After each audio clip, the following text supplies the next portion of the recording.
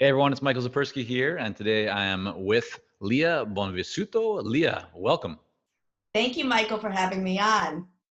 So I'm really excited to dive into this. You've accomplished a lot. You were raised, and correct if I'm wrong on any of this, but our research said that you were raised by a Broadway musician and a mime turned magician. Is that correct? It is actually correct. That I is love true. it. Okay. Yeah. And then you began your career as a theater director, but in September or so of 2018, you found your kind of coaching consulting business called Present Voices. You've worked with businesses like Google, Facebook, LinkedIn, helping their teams to improve their presentation skills. Did I get all that right? It is absolutely, yes. And the focus is really on spontaneous speaking.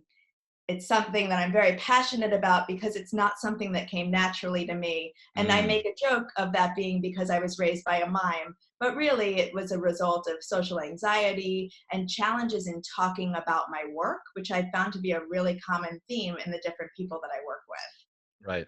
So tell us like a little bit more about that. You went from being a theater director to the founder of a successful consulting and coaching business. How did you make that transition? Like, take us a little bit back. What was going on in the theater world that caused you to make the decision to step out and start a consulting and coaching business? The theater world was my world. It was all I knew. And as you mentioned, I was raised by a Broadway musician and a mime turned magician. She's now a magician, my mother. Yeah. And so it was natural for me to be pulled to the theater, but also because I had tremendous social anxiety as a child. And the theater was a place where there were rules around how you connected with someone. There was even a Mm, script so that you knew what to say. And it was a way that I could develop relationships with people on stage and find a more confident version of myself. And I always dreaded the breaks as an actor because you had to then be yourself and socialize, and it was tricky for me. mm, I became a theater director because I believe it was an entrepreneurial itch and I wanted to be more in control of my career. And I also really loved helping people tell stories on stages of all shapes and sizes, from back rooms in bars to educational theater. But it wasn't quite enough. I started to get another itch. And part of that was because I was very competent and confident doing the work itself.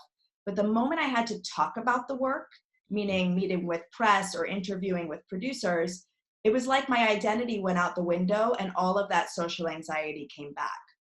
And so about 6 years ago, I started to really wonder why. And I dove deep into not just my acting background, but more specifically, tools of presence and mindfulness. And how could I bring myself to the present moment and incorporate tools that helped me feel more confident? And that would result in me being able to communicate more clearly. I started doing this work in hospitals, and this happened about 6 years ago. I was brought into a public hospital here in Brooklyn to help their frontline staff have better patient communication by using tools of eye contact, body language, and mindfulness. It was so impactful that I never went back to the theater. And I started doing this work at that time in 2014. And from that, I built this company. And it has been so incredibly validating, first of all, on a personal level, to realize that so many people, I dare say almost every person I've met, feels this way on some level. And that these tools are actionable and put into practice, we can change our soft skills. We can change the way we speak about our work. And we can really have more control over the way that we show up in situations at work and in life. Well, Leah, let me jump in for a moment here because, one of the questions I was going to ask you is based on that background of like, your environment, one might think that you were a theater director that you just naturally were very comfortable in communicating and being around other people and, putting on a show, for lack of a better word, but that was not the case. And so for everyone who's listening to this, and thinking, I resonate with Leah's situation because maybe I'm not the most, quote unquote, like outgoing person, or I don't feel like I'm an extrovert. I'm not comfortable in a lot of social situations. You've clearly showed that you can overcome that. And I'd love if you could just offer, one or two ideas or tips or things that you would suggest to people who might feel right now that their lack of social skills or their lack of kind of excitement around going out and meeting new people and having more conversations. Like there's something that's holding them back from doing that, but deep down inside they know that if they were able to do more of that, they would be more successful. But because they're not able to do it, you know, they're likely looking, the glass is half, you know, it's like half empty, and this is something that's holding me back, and I just have to accept it. And then they accept a lower form of what they could actually become. So a couple of thoughts or perspectives from you on that would be great. Yeah, it's a real fallacy that this comes naturally to most people, and it's something that we are all socialized to believe. It has been my experience that this does not come naturally to most people. It doesn't come naturally to me. Mm-hmm. And some of the best performers in history, some of the strongest speakers in history have had difficulty with spontaneous speaking. And when I say spontaneous speaking, I'm including public speaking there. I Right. believe the best public speaking is spontaneous. I also believe that we are public speaking constantly at work these days, in video Mm. conference and team meetings, in podcast recordings like I am doing with you right here, and advocating for ourselves. So it's incredibly important. And what I realized when I began working with the types of people I work with, which is everything from confident seeming CEOs to data analysts and engineers, to people who might call themselves more introverted, to people who might call themselves soft-spoken, to people who feel very strongly about the need for authenticity in the way that they speak and work. These are the values I look for in people that I want to work with. And to be able to amplify those voices at work, to amplify, for people to amplify for themselves a voice that might not traditionally be heard in workplaces, is thrilling, and I believe is the future of work. And suddenly we're hearing from more kinds of voices. The trick is, though, that most human beings are lost in thought most of the time. And all of the research suggests that this is not getting better, it's getting worse. Our attention spans are getting shorter. Our Yeah. attention With spans have technology, that's definitely the case, right? Like I see that all the time. exactly. It's even myself. I used to be able to watch a movie and I'd be just fully focused on the movie, and now I find myself I'm watching a movie and my phone's going to, or my hand's going to my phone, and it's like I'm trying to do two things at once. Like, what are you doing? Just watch the movie. That is such a good realization. Even the awareness around your hand going to your phone is a Mm, tremendous step in the right direction. And so the work always begins with awareness. If I can have more awareness around my innate process, how I innately approach different situations of spontaneous speaking, I can then begin to make conscious choices to move everything that's unconscious to conscious. mm, And first of all, I'm a big believer that there's nothing wrong in any type of communication or in any communication behaviors that some people are unfairly given feedback yeah. for at work or criticized for about the way that they speak. Mm, Truly, no one should tell anyone else how to speak or what to say. It is complete, it doesn't work, first of all, and it's completely up to the individual to yeah. feel in the driver's seat of their own communication. So in working with people, I act as an outside eye. And I'm Mm. very much targeting the work around what their goals are and what they want to work towards. Leah, And is there a resource that, like, for everyone who might be, again, in that position or really resonating with this, if they want to go deeper, because I want to dive into your story a bit more, but I also don't want to leave people hanging, and I think this is an important topic. yeah, So is there a resource that you might suggest that people look at if they want to kind of, dive deeper to be able to delineate and differentiate between the conscious and the subconscious and what they're intentional about? yes, of course. I've started Present Voices on Instagram as a place to talk about talking, because we don't talk about talking. And I want to normalize the anxiety that so many of us have speaking up at work. And so on Instagram, I'm presentvoices.co, or you can visit my website, presentvoices.co, where I have a news section and a blog. And I write about this all the time. And I will say, Michael, that my work is so meta because the work is my personal process. And this has been the process that I've put into place for myself in order to Mm. be present in my interactions. Is there beyond what you're doing? Because I definitely, like, I want to call out, and make sure people can go to your website. But beyond the work that you do, is there someone that you've learned from, or some other resource that you feel is just a good one for people on this topic? Absolutely. There are people I've followed in this world who have influenced me so much. People like Brene Brown, who's studying vulnerability and shame. Mm, People like Julia Cameron, who wrote The Artist's Way. And there's countless meditation resources that can help you bring your attention to the present moment. And I believe communication and meditation are the same thing, but communication is with another person. And Got so it. being able to bring yourself to that present moment is the foundation of everything that I do. Got awesome. All right. Well, thank you for those resources. I think now people have a lot that they can dive into if they want to go deeper into that topic, which frankly I think is a very important one, and one that in the business world probably I would say does get glossed over and passed aside for metrics and all these other, the hard side of business. But at the end of the day, we're all humans, and we need to make sure that we're enjoying ourselves and living life, and living it to the fullest. So being able to really recognize or improve ourselves and find ways to do that, I think, is incredibly important. One thing that I want to hit on here, Leah, that stood out to me when I looked at your website is that you use data, you use numbers more than almost anyone that I've seen. And so, for example, on I think might be your about page, you talk about like 86.4% of people have or improved ability to communicate with confidence, and 99.8% absolutely learned actionable and practical tools from your work. So how do you, first of all, how do you track those things? Because a lot of people that I've talked to, and consultants that come into our coaching programs, when we talk about this, because I'm a big believer in using data like this, they go, well, I don't even have that. I've never tracked that. So clearly you've been doing that. What's your process for being able to track that data? The history of statistics around public speaking will show you that 74% of people are terrified of public speaking, and more people fear it more than death. Have you heard that before? Yes. And I have always asked this question in the rooms that I have gone into. And for the past 6 years, I've been in hundreds of rooms of all different sizes, different experiences, in different industries. Most of the time working with people who are incredibly high achieving at some of the world's top tech companies and other sorts of organizations like financial services and healthcare. I always ask this question, and in every room, the number is far higher than 74%. In Mm-hmm. most rooms, I had eyeballed it to be closer to 90%.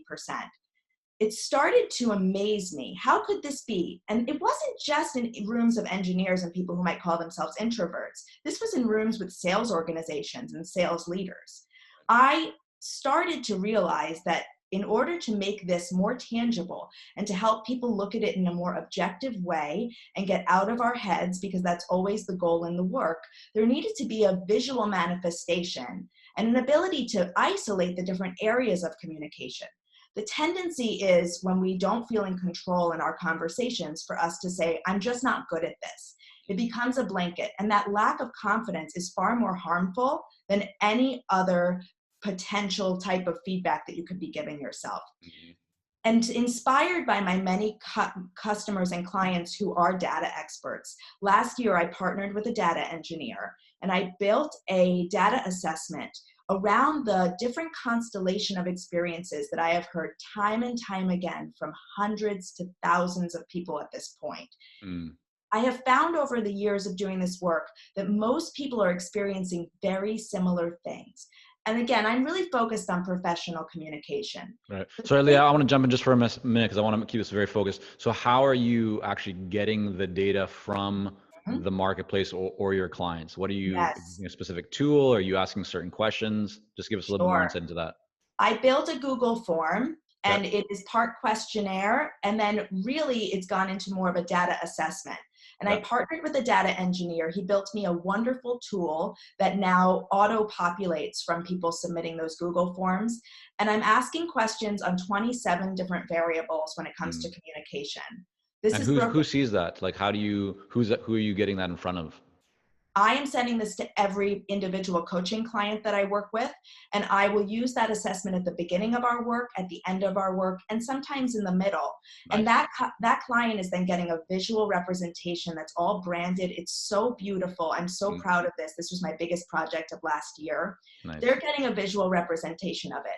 Now, it is completely self-assessed.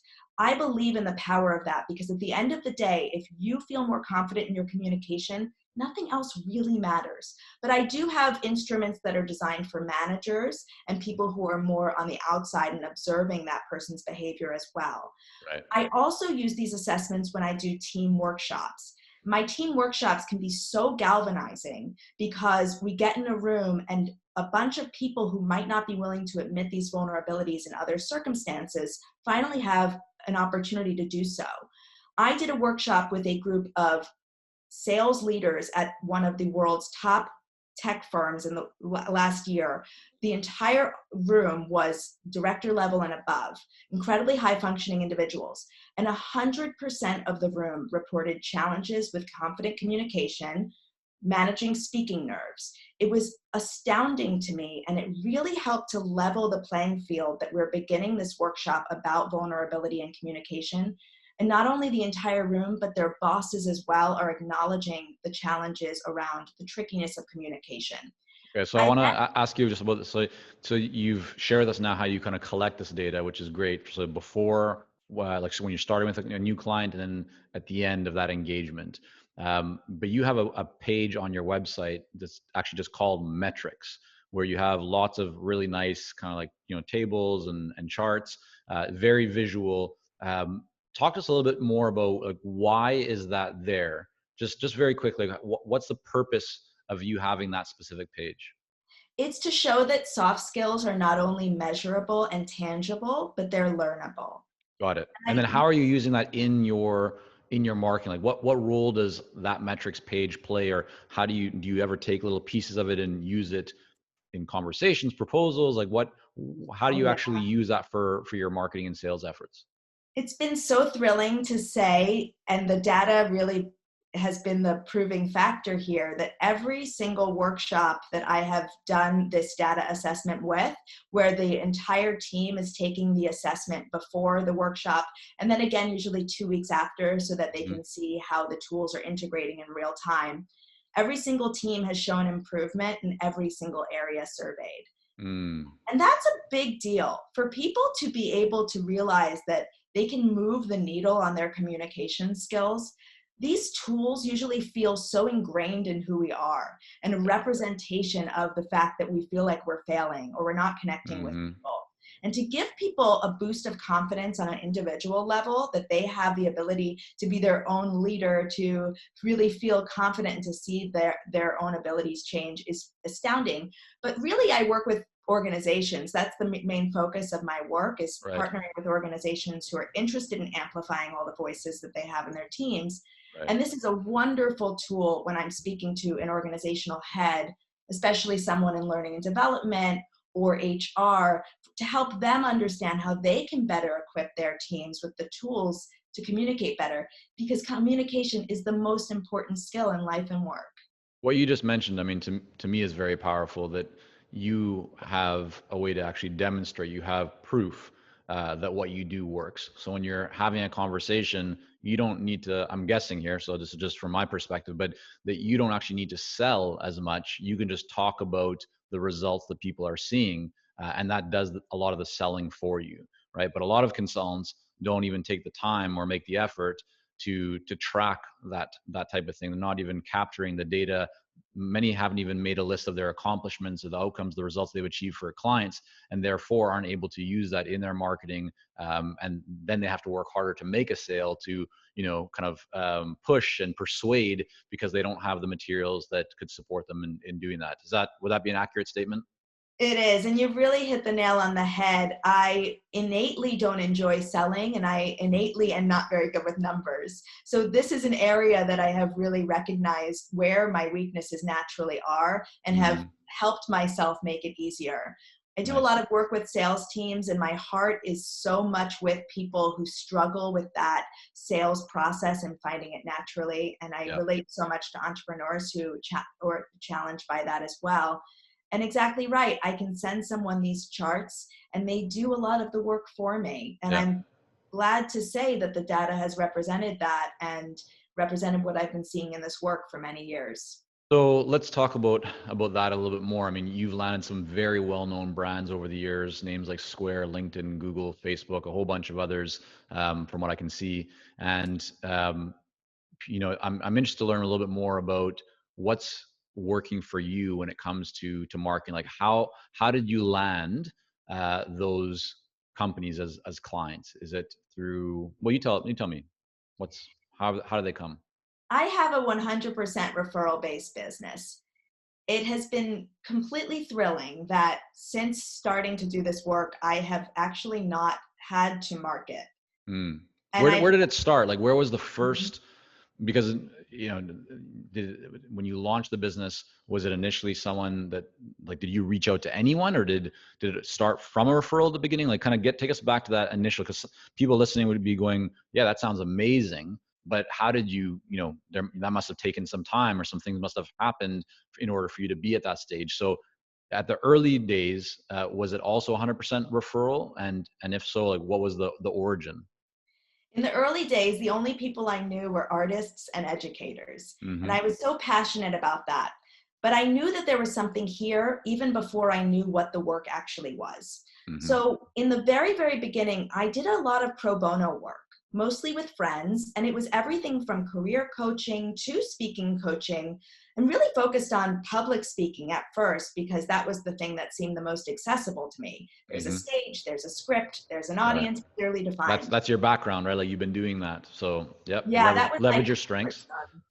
And quite frankly, business was not my comfort zone. Right. And one of the first things that happened was that I had scheduled calls with people who were doing work like this, Mm-hmm. and to ask them questions about what they did at the beginning, what they regretted doing, what they would have changed if they could do it differently.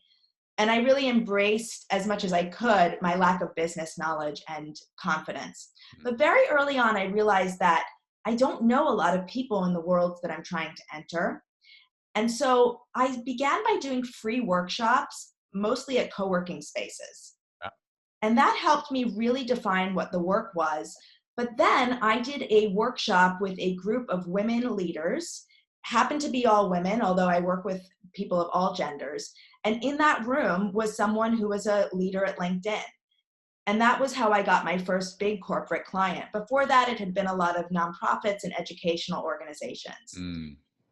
And from there, truly, it has spiraled to be one person really enjoys the work. And because that person is usually in a leadership position, they then bring me in to train their team.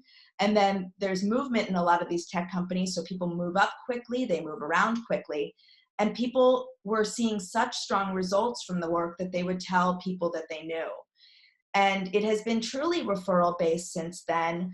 As I said, a lot of my clients start as individual coaching clients, and from there they bring me in to do team workshops, or the consulting model where I'm working with the CEO one-on-one, but then I'm really listening to everything the entire company has to say in Mm. order to make sure that people are feeling heard. Right. And so you're quite active on Instagram. We talked a little bit about that earlier.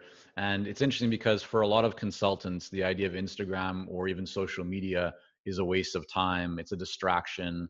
It's what you do when you have a few minutes to kind of update or say happy birthday to someone, in kind of in its worst form, when you can't even reach out. That's a whole other story. I always find it interesting, just a quick diversion here for a moment. But when, someone's birthday and you send like a happy birthday message to them on Facebook, but you don't pick up the phone or send an email, or like, there's just a quick little happy birthday. And anyways, to me, that's like one of the lowest forms of or lowest values of social media, right? It's taking away the human interaction and showing that you really care and putting in. So, but you've done the exact opposite, right? You're using social media with, it seems like, great benefit. But talk to us a little bit more about that, because as you mentioned, most all of your business comes from referral, yet you invest time into Instagram. So what's the purpose of your Instagram account, and how are you really using it? What's kind of the thinking behind it?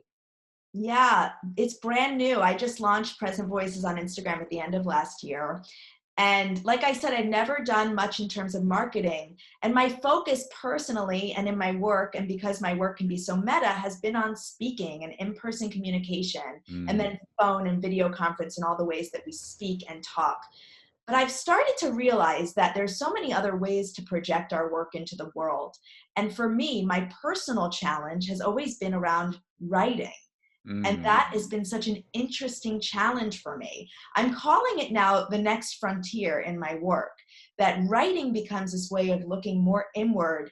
The ways I have found to be able to be quiet with myself in order to hear what I want to say when I'm in person with people, the connection there is really fascinating when it comes to writing. And of course, I recognize the ability of the internet to project my work further into the world.